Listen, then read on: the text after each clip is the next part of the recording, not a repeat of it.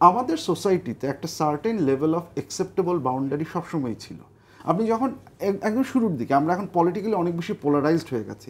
As an ardent liberal আমি এই কোনো একটা বাধা দিয়ে বন্ধ করে দেওয়া আই রিয়েলি ডোন্ট সাপোর্ট ইট। কারণ যখন করছেন যে একজন মানুষ ফেক অ্যাকাউন্ট করে একজনকে থ্রেট দেবে, এটা আপনি সাপোর্ট করতে পারেন? আমি এখানে একটা বাউন্ডারি তো আছে। ওয়েন উই টক অ্যাবাউট এই ফ্রিডম অফ ওপিনিয়ন, আপনার যখন আমরা সোজা কথা বলে একটা নো হার্ম প্রিন্সিপাল, আপনি যখন হার্ম করতে যাচ্ছেন, ইন্টেন্ডেড হার্ম, বা আপনি যখন বলছেন কাউকে মেরে ফেলতে হবে, that shows a clear indication আপনি হার্ম করতে চাচ্ছেন, সেই জায়গাটায় আপনি থামাতে পারেন। কিন্তু এই বাউন্ডারিটা আপনার সেট করতে হবে। আদারওয়াইজ আপনি যদি হচ্ছে গিয়ে এসে থামিয়ে দেন, তাহলে আপনি কোন জায়গায় এসে থামাবেন সেটা আপনি যখন বাউন্ডারিটার কথা বলছেন যে বাউন্ডারিকে ক্রস করছে তখন থামাতে হবে, কিভাবে থামাবেন? কারণ এটা তো সেই প্রবণতা থেকেই আসছে যে ফ্রি কমেন্টিং, যে একটা কমেন্ট করার যে একটা ফ্রিডম অফ এক্সপ্রেশনের যে ঢালাওভাবে একটা ইয়ে থাকছে এখানে।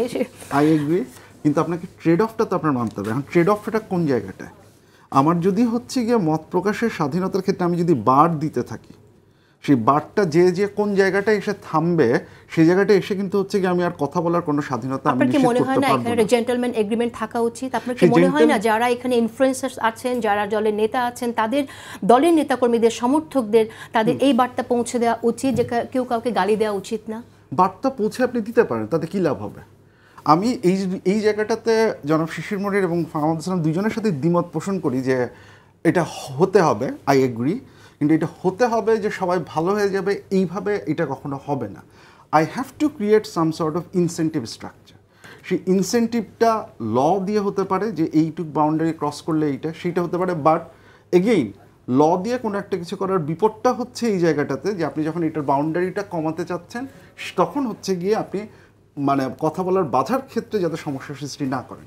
সোসাইটাল একটা এগ্রিমেন্ট বা আন্ডারস্ট্যান্ডিংয়ের মাধ্যমে এটা হতে পারে। দেখুন, এই গণঅভ্যুত্থানের শুরু থেকে বারবার একটা কথা আসছিল যে নতুন সোশ্যাল কন্ট্রাক্টের কথা, ইনক্লুসিভ পলিটিক্যাল কমিউনিটির কথা, একটা পলিটিক্যাল কমিউনিটির কথা আসছিল। আনফর্চুনেটলি যারা এই কথাবার্তাগুলো বলেছেন তারা কোনো একটা অদ্ভুত কারণে এই জিনিসপত্রগুলোকে ব্যাখ্যা করেননি। আজকে যখন ফাহাম ভাই জেন্টলম্যানস এগ্রিমেন্টের কথা বলছেন, আজকে যখন আমরা এই যে বাউন্ডারির কথা বলছি, সেইটা লিগালি এনফোর্সেবল ততটা হচ্ছে গিয়ে সোশ্যালি অ্যাকসেপ্টেবল একটা বাউন্ডারি। দেখুন, আমাদের সোসাইটিতে একটা certain level of acceptable boundary সবসময় ছিল। আপনি যখন একদম শুরুর দিকে, আমরা এখন পলিটিক্যালি অনেক বেশি পোলারাইজড হয়ে গেছি, বাট আপনি 70, 80 বা 90-এর দশকেও ইভেন বাংলাদেশের গ্রামে যদি যান, তখন এই যে বিভিন্ন লোকজনের যে রাজনৈতিক পরিচয় প্রত্যেকটা মানুষ জানতো, কিন্তু তাতে বিচার সালিশে বা কোনো একটা কিছুতে তাদের পরস্পরের অংশগ্রহণ, একজনের সাথে আরেকজনের মিথস্ক্রিয়া, এটাতে কিন্তু কোনো ধরনের কোনো সমস্যা হয়নি। এই এগ্রিমেন্টটা ছিল, এটা সোসাইটি তার নিজের প্রয়োজনে নিজের মতো করে হচ্ছে গিয়ে তৈরি করে। আমরা যেটা হয়েছে গত 15-16 বছর, এখানে একটা যেটা বড় বিপদ, সেটা হচ্ছে এই যে সোসাইটাল এগ্রিমেন্ট যেটা ছিল, যেটা হারমোনির মাত্রাটা আপনার নির্ধারণ করে দিত, সেইটাকে আমরা ধ্বংস করে ফেলেছি। পার্টি পলিটিক্স বা পার্টি যত বেশি পেনিট্রেট করেছে গ্রামীণ সোসাইটির ভেতরে, তত বেশি হচ্ছে সোসাইটির যে একটা নিজস্ব টলারেন্স লেভেল ছিল, সেই জিনিসটা তত বেশি নষ্ট হয়েছে, এবং তার একটা বিপজ্জনক মাত্রা আমরা একটা দেখতে পাচ্ছি এখন। তাহলে আমি আবারও বলছি, সেই ইনসেন্টিভ স্ট্রাকচারটা তৈরি করতে হবে যাতে সোসাইটি এই টলারেন্সের লেভেলটা নিজে নিজে তৈরি করতে পারে। এইখানে হচ্ছে গুরুত্বপূর্ণ ব্যাপার। এবং এইখানে এই যে ইনস্টিটিউশন বা এই কথাটা কেন বারবার বলছি, ফাহাম ভাই দুইটা কথা বলেছেন। প্রথমত, কোনো কনস্টিটিউশন দিয়ে ফ্যাসিজম আটকানো যায় না। দ্বিতীয় একটা কথা বলেছেন যে এই একটা দেশের মানুষের মধ্যে এই ফ্যাসিজমের প্রবণতা থাকে। দেখুন, দুইটা কথা কিন্তু ইন্টারেস্টিং।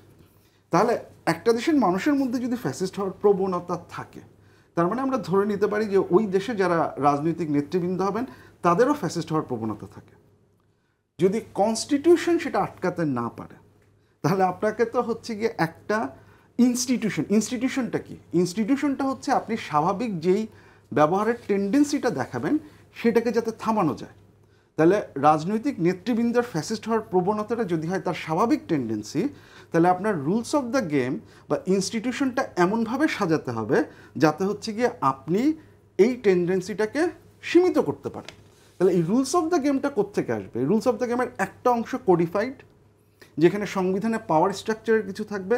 আপনি যত বেশি এই সাংবিধানিক পাওয়ার স্ট্রাকচারের জায়গাগুলো প্র্যাকটিস করবেন, তত বেশি কিছু ইনফর্মাল আন্ডারস্ট্যান্ডিংগুলো গ্রো করবে। পরস্পরের প্রতি শ্রদ্ধা, পরস্পরের প্রতি জায়গা, কাজে সংবিধানের কিন্তু একটা ভূমিকা আছে। আমি একটা ছোট্ট উদাহরণ দিয়ে শেষ করি। ট্রাম্প যখন 2016-তে জিতলেন এবং পরবর্তী সময়ে উনি যে বিভিন্ন পদক্ষেপগুলো নিলেন, তখন রাষ্ট্রবিজ্ঞানীর একটা কথা বলেছিলেন যে ট্রাম্পের সবচেয়ে বড় বিপদের জায়গাটা হচ্ছে কোথায়, এইটা না যে ট্রাম্প রুলগুলো ভাঙার চেষ্টা করছে। কারণ যখনই ট্রাম্প ওবামা অ্যাডমিনিস্ট্রেশন অনেক কিছু বাতিল করার চেষ্টা করছিলেন, ইনস্টিটিউশনগুলো তাকে ঠেকিয়ে দিচ্ছিল। উনি হেলথ কেয়ার বাতিল করতে পারছিলেন না, কারণ ইনস্টিটিউশন শক্তিশালী, তার ইচ্ছা মতো তাকে আইনটা পাশ করতে দিচ্ছিল না। কিন্তু ট্রাম্প নর্মগুলোকে ক্ষতিগ্রস্ত করছিলেন, যে আমেরিকার যে বিশ্বাস, নির্বাচনকে আপনি কখনো প্রশ্নবিদ্ধ করবেন না, একজন জাজের জাতীয়তাকে নিয়ে হচ্ছে গিয়ে আপনি প্রশ্ন করবেন না, এই স্বাভাবিক নর্ম, ট্রাম্প তখন এই নর্মগুলোকে অ্যাটাক করা শুরু করলেন। এই যে নর্মটা এস্টাবলিশ হয়েছে সিস্টেমে, সেটা কিন্তু দীর্ঘদিন ধরে আপনি যে রাজনৈতিক প্রক্রিয়াটা চালিয়েছেন, যেটা কনস্টিটিউশন কোডিফাই করে, সেইটার মধ্যে দিয়ে এই ইনফর্মাল আন্ডারস্ট্যান্ডিংটা ডিজাইন করে। ওইভাবে সংবিধানের একটা ভূমিকা থাকে ফ্যাসিজমকে ঠেকানোর।